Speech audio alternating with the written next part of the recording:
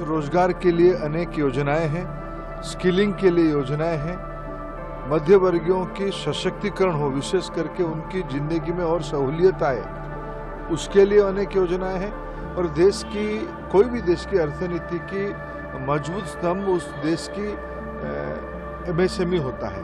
इस बजट में ये चारों सेक्टर के लिए, एम्प्लॉयमेंट, स्किलिंग, एमएसएमई और मिडिल क्लास, ये 4 फोकस एरिया है।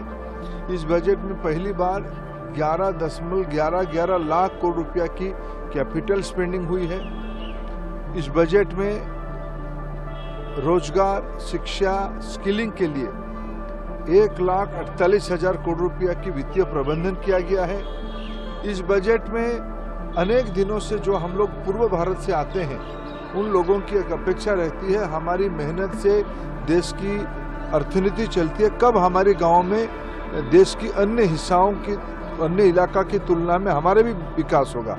इस बार पूर्वोदय की कल्पना को बजट में स्थान देके माननीय प्रधानमंत्री जी की जो आश्वासन था, जो दायित्व था पूर्वी भारत के प्रति, उन्होंने पिछले 10 साल से अनेकों कदम उठाए हैं। लेकिन इस बार बजट में पूर्वोदय एक कल्पना देके उसको एक मजबूत कदम उसके ओर बढ़ाया गया है। बिहार, झारखंड, बंगाल, उड़ीसा, आंध्र, ये सब इलाका में ढांचागत स्पेंडिंग बढ़े, वहाँ की इंफ्रास्ट्रक्चर बढ़े, इसके ऊपर जोर दिया गया है। इस बजट में प्रधानमंत्री आवास योजना को महत्व दिया गया है।